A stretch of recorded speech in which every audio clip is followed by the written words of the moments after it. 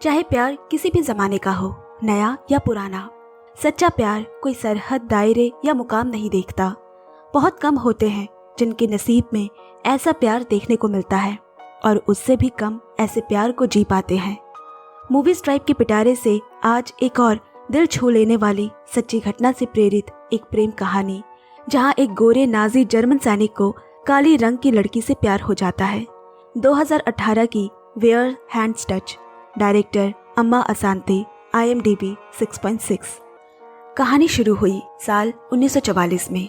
लैना 16 साल की हो गई है, लेकिन उसमें और जर्मनी के उस दौर के बाकी लड़कियों में बहुत फर्क था। वो एक ब्लैक जर्मन है। आमतौर पर हमें अपने पिता का नाम मिलता है, लेकिन लैना को माँ का मिला है। उसका पूरा नाम है लैना श्लेगल। कहानी सितंबर के उस रात पर आकर रुकी जब हिटलर के गेस्टापो दल के सैनिक मिसेस कर्स्टन के घर आधी रात को घुस आए। वो किसी काले रंग के नाबालिग लड़की को ढूंढ रहे हैं। वो कर्स्टन की बेटी है। उसने कहा वो यहाँ नहीं रहती। 2 दिन पहले ही वो अपने आंट के पास रहने ल्यूबक चली गई है। अपनी तसल्ली के लिए सैनिकों ने पूरा घर छान मारने के बाद कर्स्टन को धमकी दी, तुम जैसी बदसात औरतों की वजह से ही आज जर्मनी बदनाम है। तुम जैसी औरतें जो किसी भी काले मर्द के साथ सोने को तैयार हो जाती है, पर तुम अपनी बेटी को ज्यादा दिनों तक बचा कर नहीं रख सकोगी। छोटा बेटा कौन एक कोने में खड़ा ये सब देख रहा है, क्योंकि उस जर्मन सैनिक के पैरों के ठीक नीचे लैना अपनी सांस रोके छुपी हुई है। उनके जाने के बाद कर्स्टन ने उसे हाथ बढ़ाकर ऊपर निकाला। ये वारदात समय के साथ साथ बढ़ने लगी है, जब से हिटलर ने उन जैसे बच्चों को खामोशी से निपटाने के लिए गेस्टापो जैसे दलों का निर्माण किया। राइनलैंड शहर अब उनके रहने के लिए महफूज नहीं। कर्स्टन जल्द ही अपने दोनों बच्चों को लेकर अपनी बहन के शहर रहने बर्लिन के लिए निकल गई। लैना को वो दुनिया से छुपाकर तो नहीं रख सकती। वो एक जीती जागती इंसान है, इसलिए कानूनी दायरों में रहकर जहां तक हो सके उसे हिफाजत से रखने की कोशिश करती है। हर स्टेशन पर नाजी सैनिक तैनात है। हर कोई लैना को देख रहा है, मगर ये सब अब लैना के लिए नया नहीं। फिर 2 सैनिक उनके पास आकर रुके और उन्हें लैना के पेपर्स दिखाने को कहा, जो कर्स्टन हमेशा अपने पास रखती है। सैनिक लैना को तिरछी आंखों से देखकर वहां से चले गए। ट्रेन से उतरकर माँ उसे यकीन दिलाती है, ये जगह अलग है, यहाँ तुम्हें कोई परेशान नहीं करेगा।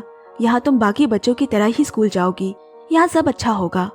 मगर उसका ये भ्रम भी जल्द ही टूट गया, जब अगले दिन स्कूल में टीचर ने उसे पूरी क्लास के सामने खड़ा करके ऐसे ऐसे सवाल किए जिसके जवाब उसके पास नहीं।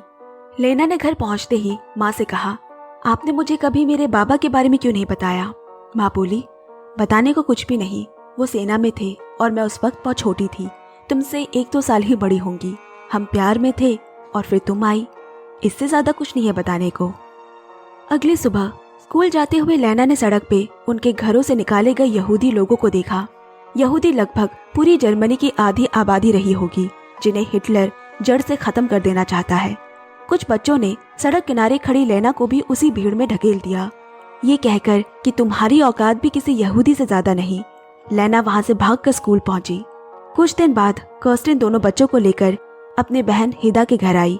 उसकी बहन इस तरह दिन दहाड़े लैना को उसके घर ले आने पर कर्स्टन पर गुस्सा करती है। वो कहती है, आज एक ब्लैक जर्मन को लाई हो, कल को यहूदी भी आकर हमारे दरवाजे पर खड़ा हो जाएगा। कर्स्टन ने जानबूझकर बच्चों को पास के दुकान से कुछ सामान लाने भेज दिया। तभी उसकी बहन का पति वेलहाइमर कमरे में आया। मैं तुम्हारे या बच्चों के खिलाफ नहीं हूँ, पर अच्छा यही होगा कि तुम हमारे परिवार से दूर रहो, क्योंकि मैंने हिटलर के लिए खून बहाया है। फिर भी पिछले महीने 2 रातों के लिए मेरे पिता को नाजी सैनिकों ने हिरासत में रखा, क्योंकि उन्हें कहीं से खबर मिल गई कि मेरी दादी एक यहूदी थी। ऐसी हालत में मैं तुमसे कोई लेना देना नहीं रखना चाहता। कर्स्टन ने कहा, मेरी बात एक बार बस सुन लो, इसके बाद मैं कभी तुम्हारे सामने नहीं आऊंगी। मुझे कुछ सरकारी कागज बनाने में तुम्हारी मदद चाहिए, जो ये साबित कर सके कि लैना की नसबंदी करा दी गई है। वो अपना वंश आगे नहीं बढ़ा सकती और वो जर्मनी के लिए खतरा नहीं है। मुझे पता है तुम कागज का बंदोबस्त कर सकते हो, क्योंकि मुझे लगा था कि बर्लिन शहर मेरे बच्चों के लिए महफूज है, मगर पिछले 2 दिनों से लगातार गेस्टापो दल के लोग घर आ धमके। उन्हें कहीं से लैना की जानकारी मिल गई है। उस वक्त वो स्कूल में थी, लेकिन मुझे डर है कि उसे कहीं से भी उठा लिया जा सकता है, स्कूल से घर आते जाते वक्त, जहां मैं उसे बचा नहीं सकूंगी। हिदा बोली, और तुम्हें लगता है कि तुम इस तरह उसे बचा सकती हो? कर्स्टन अपने ही बहन के इस कठोर जुबान पर निशब्द है। बाहर खड़े बच्चों ने उनकी सारी बातें सुन ली। वहां से निकलकर वो दोनों अगली गली में एक ब्रेड की दुकान पहुंचे। गुंतूर नाम का एक लड़का उन दोनों को पहचानता है। वो भी एक यहूदी है। लेना को उदास देख वो उसे हंसाने की कोशिश करता है। उस जमाने में बड़ी छोटी उम्र में ही स्कूल से ही बच्चों को सैनिकों की वर्दी पहनाई जाती, उन्हें हिटलर की विचारधाराओं में ढालने की कोशिश की जाती। रात रात में बच्चों को दल बनाकर ट्रेनिंग दी जाती। आज कोन को भी उनके साथ जाना होगा। जाने से पहले माँ ने उसे समझाया, हो सकता है तुम्हें जो शिक्षा यहाँ घर पे दी जाती है और जो ज्ञान तुम्हें बाहर सरकारी अधिकारी दे, उनमें काफी फर्क दिखे जो तुम्हें उलझन में डाल सकते हैं। मगर मैं आज एक बात तुम्हें समझाना चाहती हूँ कि कोई भी शिक्षक तुम्हें तुम्हारी माँ से ज्यादा नहीं जान सकता। ये बात हमेशा अपने दिल और दिमाग में रखना। एक माँ के लिहाज से कर्स्टिन के लिए ये समय काफी चुनौती भरा है, क्योंकि घर की चार दीवारी के भीतर बताई गई सीख और घर के बाहर की असलियत में जमीन आसमान का फर्क है। घर के अंदर जिनसे वो प्यार करते हैं और घर के बाहर उसी से नफरत करना सिखाया जा रहा है। ऐसे में कौन का भटकना लाजमी है और कर्स्टिन को इसी बात का डर है। आज स्कूल से लौटते हुए रास्ते में लेना से साइकिल पे सवार एक लड़का टकराया। वो लुत्स है, एक जर्मन। मगर अक्सर लेना के साथ ऐसी हरकत बच्चे जानबूझकर करते हैं। पीछे से कर्स्टिन भी दौड़ते हुए आई। लुत्स ने उसकी किताबें उठाते हुए उससे माफी मांगी और लेना बिना कुछ कहे वहां से चली गई। कर्स्टिन आते जाते कई दफा लेना के साथ होती है, इसलिए कोन को उस वक्त कुछ देर के लिए उसके पड़ोस में रहने वाली मिसेस फ्रॉस्ट के पास छोड़ देती। वो एक भली महिला है। उसने कर्स्टिन से कहा, कोई तुम्हारे नाम की एक चिट्ठी छोड़ गया है। उसकी बहन के पति विल्हाइमर ने उसे अपने दफ्तर के बाहर मिलने बुलाया है। वहां पहुंचकर विल्हाइमर ने उसे सरकारी नसबंदी से जुड़े कुछ कागज दिए और कहा, इसे जल्द से जल्द लेना से दस्तखत करवा कर मुझे दे दिया जाए। एक कम्युनिस्ट पार्टी का डॉक्टर है जो हमारी मदद करने को तैयार है, मगर इस काम के बाद तुम कभी भी अपनी बहन को संपर्क करने की कोशिश मत करना। कर्स्टिन का इस दुनिया में जो इकलौता रिश्ता बचा था, उसके रास्ते भी अब बंद कर दिए गए। इधर लुट्स हिटलर की सेना के एक बड़े अधिकारी का बेटा है। उसके अंकल हैरी हिटलर के लिए युद्ध में लड़ते हुए मारे गए और वो भी उनकी तरह ही बनना चाहता है। वो भी एक अच्छा नाजी सैनिक बनकर अपने देश के लिए लड़ना चाहता है। उसके पिता उसके इस गर्म जोश से वाकिफ है और कई दफा उसे असलियत से रूबरू कराने की कोशिश भी करते हैं। अब यहाँ कर्स्टिन ने लेना को बताया, तुम्हारे अंकल ने कुछ नकली कागज निकलवाए हैं जो फिलहाल काफी है तुम्हें महफूज रखने के लिए। उन कागजों पर तुम्हारे दस्तखत चाहिए जो ये बताते हैं कि तुम आने वाली पीढ़ी के जर्मन खून में मिलावट का जरिया नहीं बनोगी। तुम किसी जर्मन खून को अपनी कोख से जन्म नहीं दोगी। दरअसल कर्स्टिन ने झूठ कहा। उन कागजों में नसबंदी की बात लिखी हुई है जो कहते हैं कि लेना अब किसी भी तरह मां नहीं बन सकती, यानी वो जर्मन के लिए खतरा नहीं है। लेकिन लेना ने प्रतिरोध करते हुए कहा, मगर मैं तो एक जर्मन हूँ, फिर मेरे साथ ऐसा क्यों किया जा रहा है? मैं ऐसे किसी भी कागज पर दस्तखत नहीं करूंगी। माँ बोली, अगर तुम आज इन पर दस्तखत नहीं करोगी तो कल खुद हिटलर के सैनिक तुमसे ये करवाएंगे, और तब ये सिर्फ कागजों में नहीं होगा, असल में होगा। वो तुम्हारे शरीर ही नहीं तुम्हारी आत्मा को भी खरोच देंगे। अब अगले दिन ही लेना को स्कूल से भी निकाल दिया गया। वो भागते हुए घर पहुंची। माँ ने उसे प्यार से अपनी बाहों में भर लिया। इस पूरी सख्त दुनिया में एक वो ही तो नर्म है। वो बोली, तो क्या हुआ? तुम्हें उन्होंने स्कूल से निकाल दिया तो वो तुम्हें आगे बढ़ने से पढ़ने से नहीं रोक सकते। मैं तुम्हें खुद घर में पढ़ाऊंगी, लेकिन अब तुम्हें मेरे साथ मजदूरों की फैक्ट्री के काम पर लगना होगा। इधर फैक्ट्री में आते जाते लुट्स की उस पर नजर रहने लगी। एक बार तो उसने लेना से बात करने की कोशिश भी की, मगर वो उससे ज्यादा कुछ नहीं बोली। एक दिन काम से घर लौटते हुए उसी किराने की दुकान के लड़के गुंतूर को कुछ नाजी सैनिकों ने दिन दहाड़े पकड़ लिया और उसके साथ जाती करने लगे, क्योंकि वो एक यहूदी है। उसके कपड़े उतरवा कर बीच सड़क पर मार डाला। पूरा शहर खामोश खड़ा तमाशा देखता रहा। शाम को जब इस बारे में बात हो रही है, कोएन बोला, क्योंकि वो एक यहूदी है, एक बदजात। उसके मुंह से इतनी नफरत सुनकर माँ बोली, यहूदी होने से पहले वो एक इंसान है, हमारी तरह। अगर मैं कल ये कह दूं कि तुम मुझे बिल्कुल पसंद नहीं हो, तो क्या मुझे हक है कि मैं तुम्हें बीच सड़क पर गोली मार दूं? याद रखना, किसी भी इंसान को किसी और इंसान की जान लेने का हक नहीं है। ये हर जाति, हर धर्म, भाषा में गलत ही कहलाएगा। कोएन चुपचाप वहां से उठकर चला गया। अब तो ऐसा लग रहा है कि घर के बच्चे हिटलर की जुबान बोलने लगे हैं। ऐसी परिस्थितियों में उन्हें संभालना एक अकेली माँ के लिए वाकई में बहुत मुश्किल है। इधर लुट्स अपने पिता के साथ रात के खाने पर है। वो बस स्कूल के ट्रेनिंग कैंप की बातें कर रहा है कि किस तरह उसके सीनियर्स उसे सराहते हैं, कहते हैं कि मैं बहुत अच्छा निशाना लगाता हूँ। वो मुझसे बहुत खुश है और बहुत जल्द मुझे पूर्व दिशा में छिड़े एक जंग में भेजने के बारे में आगे मुझसे बात भी करना चाहते हैं। उसके पिता बोले, अच्छा तो कौन है ये लोग जो खुद जंग में ना जाकर तुम जैसे बेवकूफों को भेजना चाहते हैं? यहाँ निशाना लगाना और युद्ध के मैदान में निशाने लगाने में काफी फर्क होता है, क्योंकि वहाँ दुश्मनों का निशाना तुम खुद होते हो। वो लुट्स को ये समझाने की कोशिश कर रहे हैं, यूं अंधों की तरह जंग में कूद जाने का कोई मतलब नहीं बनता। उन्होंने खुद 4 साल जंग लड़ी है, अपने लोगों के लिए, अपने देश जर्मनी के लिए। लेकिन जब वापस आए तो इस देश की परिस्थिति और भी बदतर हो गई। ना खाना है, ना नौकरी। मेरे साथी जो युद्ध में मारे गए, कोई फायदा नहीं हुआ उनकी कुर्बानी का। इससे मैंने एक बात समझी कि युद्ध बेकार है। इस तरह हकीकत से मुंह फेरा जा सकता है, उसे बदला नहीं जा सकता। लुट्स अभी दिल से सोचता है, दिमाग से नहीं। और जो बात वो लुट्स को समझाना चाहते हैं उसके लिए वो अभी तैयार नहीं। जर्मनी में अभी भी कोने कोने में हिटलर के खिलाफ आवाज उठाई जा रही है, उसकी बर्बरता पर सवाल किया जा रहा है। ऐसे ही एक प्रसारण रेडियो पर कर्स्टेन सुन रही है और लेना खिड़की से बाहर सड़क पे स्कूल के बच्चों को झांक रही है। वो भी उनके साथ घुलना मिलना चाहती है। उसका इस तरह घर में बैठे बैठे दम घुटता है और बस वो माँ के मना करने के बावजूद घर से निकल गई। उसे देखते ही ब्लैक जर्मन, निकरो और ना जाने किस किस तरह के शब्द बच्चे आपस में बोलने लगे। वो वहां से भागी, मगर वो वहां पहुंची जहां सभी इकट्ठा हुए हैं। वो दूर से ही उन्हें देख रही है कि तभी पीछे से लुट्स आ पहुंचा। वो बोला, तुम्हें इस तरह यहाँ नहीं आना चाहिए, किसी भी तरह का खतरा हो सकता है तुम्हें। लेना बोली, मेरा भाई यहाँ पर है।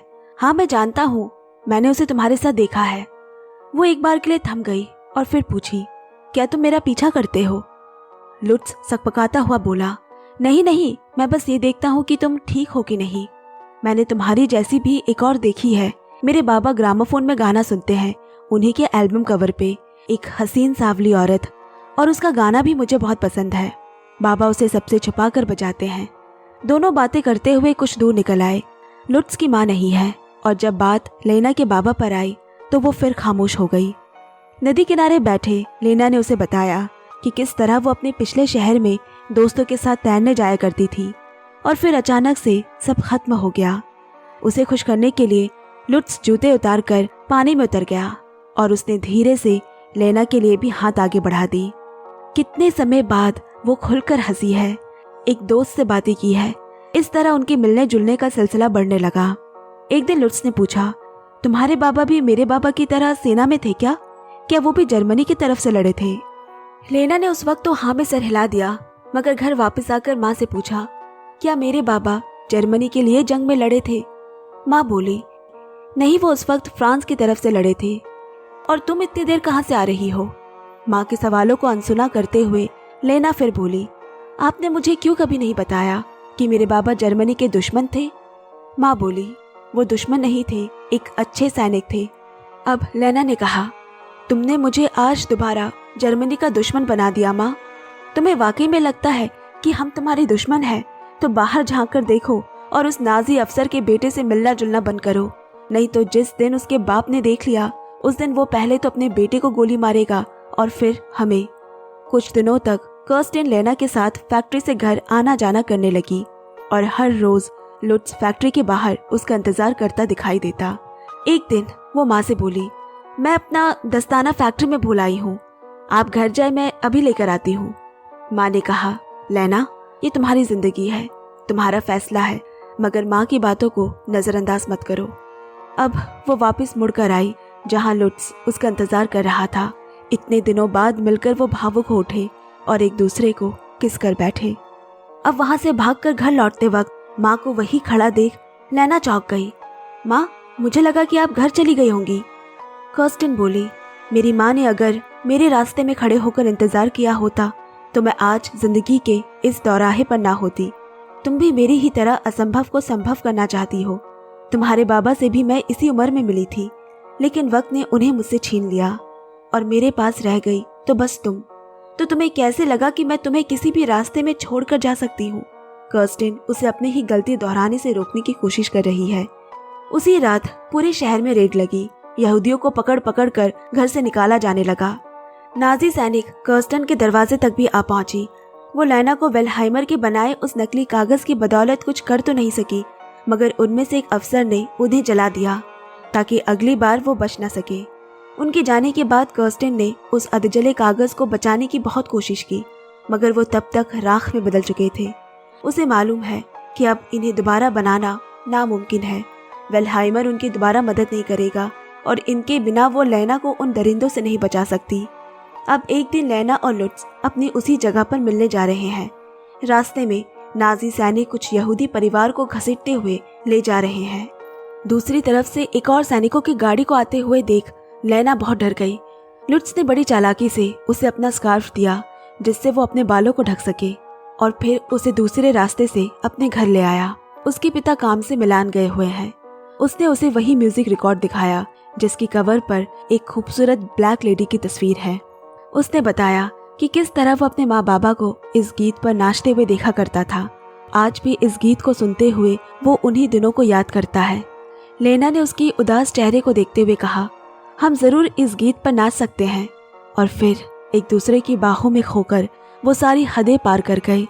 आज लेना और लुट्स एक हो गए। जब आँख खुली तो रात हो चुकी है। लेना जल्दबाजी में घर के लिए निकली।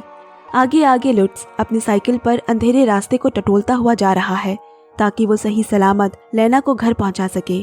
और अंदर जाने के ठीक पहले लुट्स ने अपने प्यार का इजहार करते हुए लेना को अपनी माँ की आखिरी निशानी, अपनी अंगूठी दी। ये प्यार इतना बेखौफ ज़्यादा कैसे हो सकता है? कैसे मिलती है इसे दुनिया से लड़ गुजरने की हिम्मत? ये सड़क के किनारे पत्थरों में उगे उन फूलों की तरह है जिसे ना मिट्टी मिली ना ही पानी, फिर भी वो सर उठाए हवा में झूमता है। उसे कुचले जाने का डर भी नहीं सताता क्योंकि उसे ये सृष्टि सीखती है और ऊपर वाला उसकी हिफाजत करता है। उस रात लेना के देर से आने की वजह से माँ ने उस पर अकेले बाहर आने जाने पर रोक लगा दी। अब वो सिर्फ वहीं जाएगी जहाँ माँ जाएगी। उस लड़के से मिलना जुलना भी बिल्कुल बंद, क्योंकि उसकी गलती की सजा सिर्फ उसे नहीं, उसकी माँ और भाई को भी भुगतनी पड़ेगी। अब वो फैक्ट्री के सामने से गुजर ही रहे थे कि पीछे से उसे चक्कर लगाते नाजी अधिकारी ने आवाज दी। पहली बार में ही कर्स्टिन ने सुन तो लिया था, मगर ना सुनने का बहाना करके चलती रही।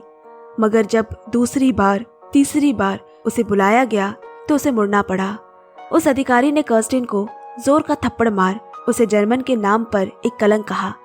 तुम एक अच्छी जर्मन औरत के सारे लिहाज भूल गई हो या उसे याद दिलाना पड़ेगा? वो चुपचाप खड़ी है क्योंकि उसे मालूम है कि उसके पास लेना की कोई कागज नहीं है। उसे तो उसी दिन जला दिया गया था। अब उन अधिकारियों ने लेना को भी नहीं छोड़ा। वो उसे उठा ले जाते कि तभी कर्स्टिन ने कहा, मुझे ले जाओ, मैंने गलती की है, मेरी बेटी को छोड़ दो। कर्स्टिन ने अपनी बेटी के बदले खुद की आहुति दे दी और रोती बिलखती लेना को वहीं सड़क पर छोड़ वो दरिंदे उसकी माँ को उठा ले गए। वो जाते जाते लेना से बस यही कह गई, रोना मत और हिम्मत मत हारना। घर आकर अपने छोटे भाई से उसे झूठ कहा कि माँ को एक अच्छी नौकरी का बुलावा आया है, इसीलिए वो जाते वक्त तुमसे मिल नहीं सकी। मगर उन्होंने कहा है कि तुम्हें ढेर सारा प्यार थे और वो जितना जल्दी हो सके वापस आ जाएगी। कुछ हफ्तों के इंतजार के बाद एक दिन लेना को उल्टियाँ शुरू हो गई। वो पेट से है। अगले ही दिन वो लुट्स से मिलने उसके घर पहुंची। उसके माली से पता चला कि उसका युद्ध में बुलावा आ गया था, तो उसे जल्दबाजी में कल ही घर से जाना पड़ा। अब लेना के पास दूसरा कोई सहारा नहीं बचा। वो इस तरह अकेले अपने भाई का ख्याल नहीं रख सकती, इसलिए उसने बेहतर यही समझा कि उसे आंट हेदा के पास छोड़ दे। जल्द ही लेना को भी बाकी यहूदी लड़कियों की तरह एक दिन बीच सड़क से उठा लिया गया। उसके बाल काट कर कैदियों के कपड़े पहनाए गए और हिटलर के लेबर कैंप में रखा गया, जहां उसे रसोई घर का काम दिया गया। उन्हें खाने के लिए आधा पेट खाना और सोने के लिए बंकर में ठूस दिया जाता। ना बरसात में छाता और ना ही सर्दियों में स्वेटर दी जाती। वहाँ लेना की एक दोस्त बनी, हरमिना। उसने एक रोज लेना से कहा, तुम्हारा पेट बाहर आ रहा है, क्या तुमने ये बात गौर की है? लेना अब ज्यादा दिनों तक लोगों से ये बात छुपा नहीं पाएगी कि वो पेट से है। हरमिना ने लेना के बढ़ते पेट को छुपाने के लिए उसे बोरे के कपड़े से कसकर बांध दिया, क्योंकि अगर किसी को पता चला कि वो पेट से है तो उसे मार दिया जाएगा। हरमिना के पैरों की उंगलियों में कई दिनों से चोट लगी है। गंदगी और फटे जूतों की वजह से वो घाव कई दिनों से ठीक नहीं हो रहा। अब तो उससे बू भी आने लगी है। लेना बोली, इस बार मैं रसोई के काम से लौटते हुए एक आलू चुरा ले आऊंगी। यहाँ कैंप पे खाने की इतनी किल्लत है कि लोग एक आलू के बदले एक जोड़े जूते देने को भी तैयार हो जाए। अगले दिन जब वो आलू चुरा कर अपने बैरक लौट रही है तो उसे एक सैनिक ने बीच में रोक लिया। उसके चेहरे पर डर की छाप देख वो समझ गया दाल में कुछ काला है और उसे तलाशी के लिए कपड़े उतारने को कहता है। उसके पास भी और कोई उपाय नहीं था। ऐसा नहीं किया तो उसे गोली से मार दिया जाएगा कि तभी दूर से उसे किसी की आवाज़ सुनाई दी। सर उठाकर देखा तो सामने लुट्स खड़ा है। उसकी तैनाती भी इसी कैंप में हुई है। उसने सैनिक से कहा, मैं आज इस लड़की की नहीं इसके पूरे बैरक की तलाशी लूंगा। इसके बाद उस सैनिक के जाते ही वो उसे बात करने की कोशिश करता है, लेकिन तभी पीछे से हरमीना के आने पर वो वहां से चला गया। इस कैंप का अधिकारी लुट्स का ही पिता है, जिसने उसे जंग के मैदान से उठाकर यहाँ अपने छावनी में तबादला करवाया ताकि वो उसे अपनी आंखों के सामने रख सके, क्योंकि वो उसका इकलौता परिवार और बेटा है और अभी भी उसकी नज़र लुट्स पर ही है। उसने उसे अपने कमरे में बुलाया और कहा, जितना हो सके कैदियों से दूर रहने में ही तुम्हारी भलाई है। मगर लुट्स ज़्यादा दिनों तक खुद को लेना से दूर रख ना सका, खासकर जब वो उसकी आंखों के सामने है। कोई ना कोई बहाना बनाकर उसका हालचाल पूछने वो उसे ले गया। तुम यहाँ कैसे पहुंची? उसके सवाल खत्म होने से पहले ही लेना ने बोला, तुम कहाँ थे? वो बोला, मुझे अचानक बुला लिया गया। मुझे नहीं पता कि तुम तक ये बात कैसे पहुंचा था। मुझे लगा था कि वो मुझे जंग में भेज रहे हैं, पर मुझे उन्होंने एक कैंप में डाल दिया जहाँ यहूदियों की चमड़ी और हड्डियों के जलने की बदबू मुझसे सहा नहीं गया। वहाँ काला धुआं दिन रात निकलता रहता। मेरा दम घुटने लगा था वहाँ। पर तुम यहाँ मुझे इस हाल में मिलोगी ये नहीं सोचा था। बहुत बदली बदली सी लग रही हो। सुनो, आज रात नाइट ड्यूटी है मेरी। तुम बाहर मुझसे मिलना, ठीक है? मैं तुम्हारे लिए कुछ खाने को ले आऊंगा। अब यहाँ लुट्स के पिता के पास दूसरे डिपार्टमेंट के अधिकारी ने आकर कहा, तुमने अभी तक यहूदी के बच्चों को ठिकाने लगाने के कागज पर दस्तखत नहीं किए। मालूम है ना हम यहाँ क्या कर रहे हैं? अमेरिका के लिए कोई सबूत नहीं छोड़ सकते। लुट्स के पिता ने बात टालते हुए कहा, हाँ, मगर अभी और भी जरूरी काम बाकी है। उस अधिकारी ने उस पर सवाल उठाते हुए कहा, तुम्हारी मंशा कुछ ठीक नहीं लग रही। सुना है वो तुम्हारा दोस्त बिस्मार्क बर्लिन में गिरफ्तार हुआ है हिटलर के खिलाफ काम करने के लिए। उसे तो कुत्ते की मौत मरना चाहिए। और सुना है उसके बेटे को भी पकड़ लिया गया है। ये सब उसे सुनाना मतलब ये एक तरह की धमकी है लुट्स के पिता के लिए कि अब उस पे भी नजर है उनकी। उसी दिन एक जवान लुट्स के पिता को उनके खानदान की एक अंगूठी दे गया जो कि किसी कैदी के पास से मिली है। ये वही अंगूठी है जो लेना से बरामद हुई है। अब रात में लेना उससे मिलने आई है। वो उसके लिए खाना भी लाया है। पहले तो वो उससे दूर दूर रहने की कोशिश करती है, मगर जल्द ही उसके कठोर हो चुके मन को लुट्स के प्यार की गर्माहट ने पिघला ही दिया। उसे बाहों में भरते ही लुट्स समझ जाता है कि वो माँ बनने वाली है। ये जानने के बाद वो उसे अपने और नजदीक ले आया। अगली सुबह लुट्स के पिता उन मासूम अनाथ यहूदियों के बच्चे को देख रहा है। उन्हें तो ये भी नहीं मालूम कि मौत क्या होती है। दूसरी तरफ उसे अपना बेटा लुट्स आता नजर आया। अगर उसने उन बच्चों को मारने के लिए कागज पर दस्तखत नहीं किए तो उसके कैंप के बाकी अधिकारियों का शक उस पर बढ़ जाएगा। उसे अपने बच्चे को बचाने के लिए इन बच्चों की आहुति देनी ही होगी। उसे मालूम है उस ब्लैक जर्मन लड़की के बारे में। वो अपने बेटे की सारी खबर रखता है। अब वो दोनों ठीक लेना के सामने कुछ दूर बैठे हैं। वो लुट्स की प्रतिक्रिया भांपना चाहता है। वो लड़का जो कल तक जंग में लड़ने के लिए बाप से बगावत करता था, आज सच्चाई जानने के बाद खुद से इस वर्दी से घृणा करता है। वो कल भी दिल से सोचता था और आज भी। उसके पिता ने कहा, जिंदगी हर मोड़ पर एक जंग है और हर मोड़ पर ही हमें दो रास्ते मिलते हैं, एक जिंदगी, दूसरा मौत।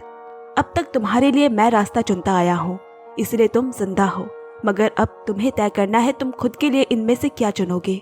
और सामने लेना खड़ी है। एक सुबह लेना के दिए आलू किसी को देकर उसके बदले हरमीना ने जूते लिए थे जो किसी ने चुरा लिए। सुबह की हाजिरी का वक्त हो गया है और उसके जूते गायब है। ये नाजी लोग बहुत सनकी है, उन्हें बस वजह चाहिए कैदियों को मारने की। हरमीना का डर उसके चेहरे पे झलक रहा है। उसने एक एक कर अपने परिवारजनों को मरते देखा है और आज शायद उसके साथ भी वही होगा। अब सभी कतार में खड़े हैं।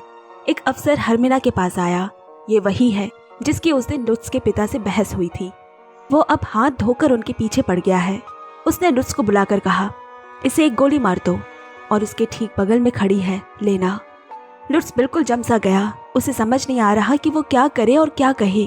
ये देखकर उसी अफसर ने हरमीना को गोली मार दी। बेचारी लेना से ये बर्दाश्त नहीं हुआ और उसने उस अफसर के जूते पर ही उल्टी कर दी।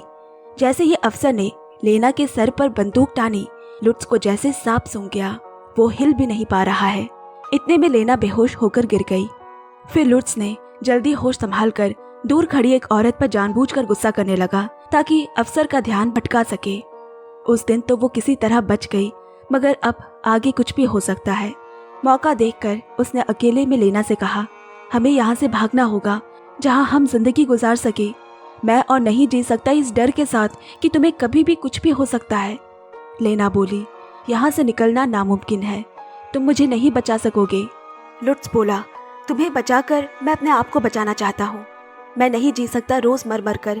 यहाँ मैं सांस नहीं ले पाता, खा नहीं पाता, सो नहीं पाता। मैं नहीं जान ले सकता किसी निहत्थे की।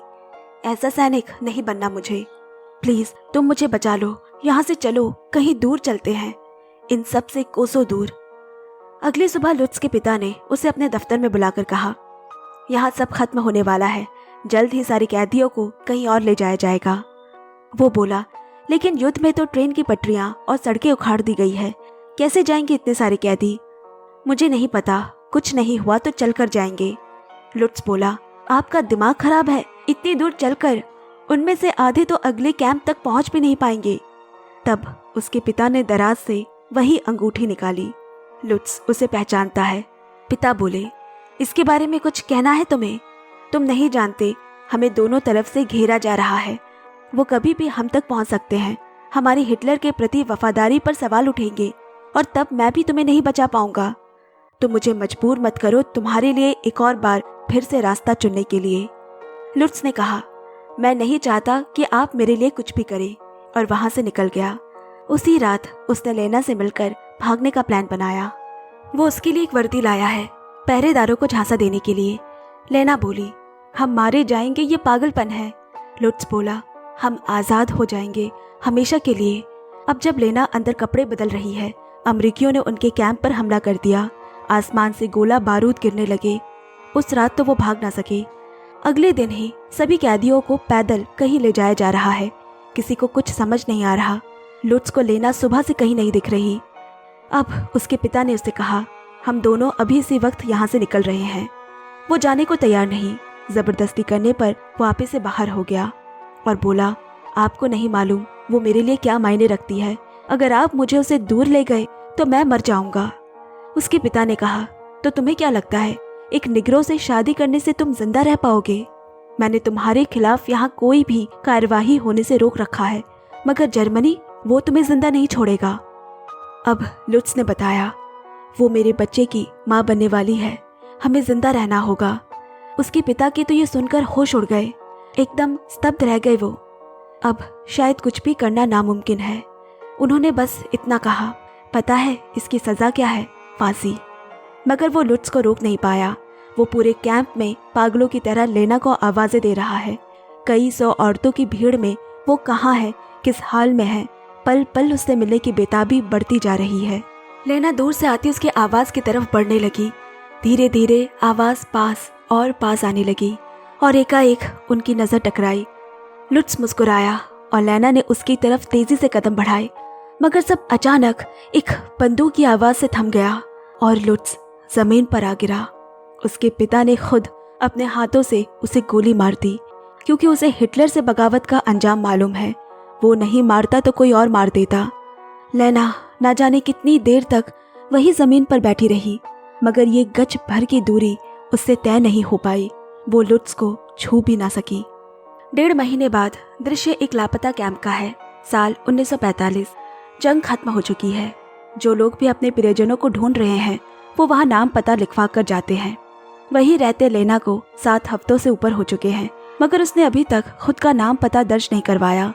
जिंदगी में लुट्स को खोने का गम इतना ज्यादा है जैसे वो चाहती ही नहीं कि वो किसी को मिले। एक दिन लेना के पिता की तरह एक अफ्रीकी अमरीकी सैनिक जब उसके सामने आया, उसने पहली दफा अपने जैसे किसी को देखा। उस जवान ने लेना से बात की, उसका नाम पता दर्ज किया और कुछ दिनों बाद उसे ढूंढते हुए उसकी माँ कर्स्टिन और भाई कौन उस तक आ पहुँचे। और इसी के साथ मैं ये कहानी यहीं समाप्त करती हूँ। धन्यवाद।